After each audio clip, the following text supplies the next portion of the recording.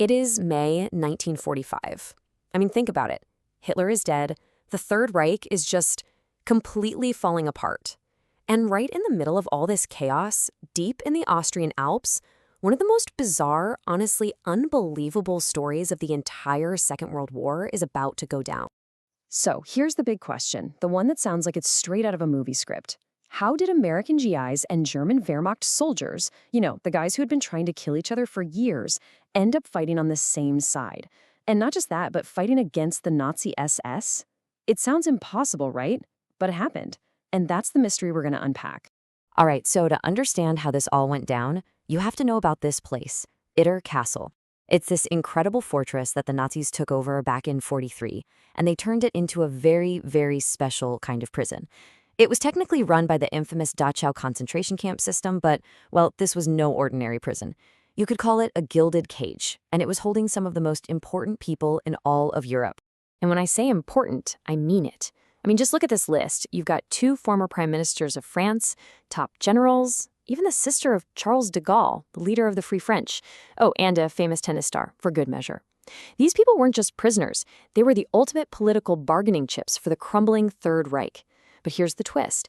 As everything fell apart, their SS guards just panicked. They took off. They fled. And that left the prisoners suddenly free, but in a way, in even more danger than they were before. Why more danger? Because being free in the middle of a collapsing war zone is basically a trap. They were stuck in this castle totally isolated and completely vulnerable. And who was roaming the countryside? Fanatical Waffen SS troops. The diehards who were still loyal to the bitter end. If those guys found them, they would have been executed on the spot, no question. Their only shot was to somehow get word to the Allies, and they had to do it fast. So this kicked off an absolutely frantic race against time. First, one of the prisoners, a Yugoslav resistance fighter named Chuchkovic, managed to slip out. His mission? Find the American army. But when he didn't come back, the others started to fear the worst. So the prison's Czech cook, a guy named Andreas Krobot, he does something incredible. He grabs a bicycle and just starts pedaling like his life depends on it towards the nearest town, Virgil. It was a total long shot, a desperate gamble, but it worked. He made contact with the local Austrian resistance and, get this, a disillusioned German Wehrmacht officer who had already switched sides to fight against the Nazis. And this, right here, is where our story takes its most unbelievable turn. The stage was now set for this fateful meeting. A meeting between 2 soldiers from opposing armies, guys who, just a day before, would have had every reason to kill each other.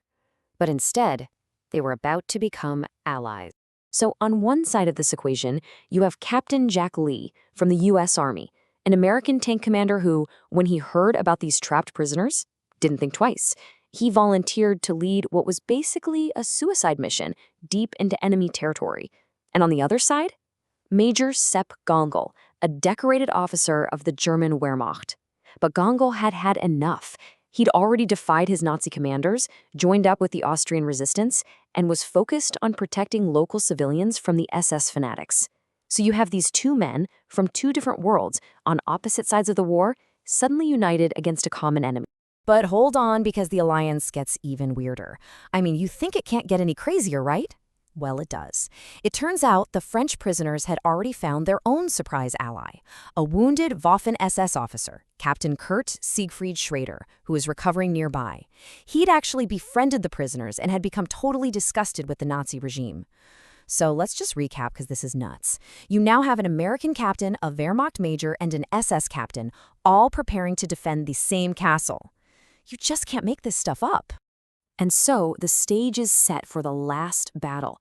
Captain Lee's tiny force of Americans rolls up to the castle, joining Major Gangel and his men. Can you imagine the scene? The French VIPs are overjoyed to see them, but probably also a little shocked at just how few of them there were. They knew a much, much larger SS force was on its way, so they had no time to waste. They immediately started setting up for a desperate defense. So how many defenders are we talking about? 36. That's it. Just 36 people. It was this tiny motley crew of about 14 American GIs, maybe 10 of Gengel's German soldiers, the SS Captain Schrader, and even some of the French prisoners themselves who grabbed whatever weapons they could find. And who were they up against? Around 150 hardened, well-armed soldiers from the 17th SS Panzer Grenadier Division. These guys had machine guns, they had heavy weapons, they even had an anti-aircraft cannon. The odds, well, they weren't just bad, they were completely, absurdly impossible. The attack came at dawn, and it was ferocious. The SS just hammered the castle walls with everything they had. Captain Lee's one and only tank, a Sherman he called Besot and Jenny, it got knocked out almost immediately by an 88mm shell. And then, tragedy. Major Gongol, the German hero, was shot and killed by a sniper while he was trying to move Prime Minister Reynaud out of the line of fire. Just a heroic, selfless act. As the fighting raged on, they were running out of ammo, things were looking grim. So the tennis star Jean Barotra, he does something straight out of an action movie.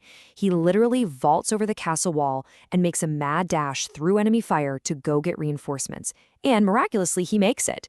Just as the defenders were about to be totally overrun, this larger American relief force finally arrived, and the SS attack just crumbled. And just like that, the battle was over. This insane, unbelievable fight happened just 2 days before Germany officially surrendered. It's an incredible footnote to the war. So what happened to this band of unlikely heroes who managed to survive?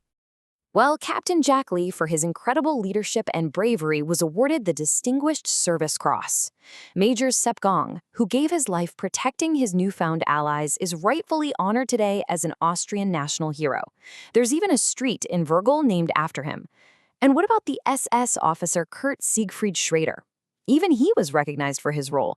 He did face prison time, but his sentence was shortened because of his remarkable actions at the castle. When you look back on it, it's no wonder people have called this the strangest battle of World War II. It really is a testament to the sheer chaos and, the moral complexities at the very end of the war.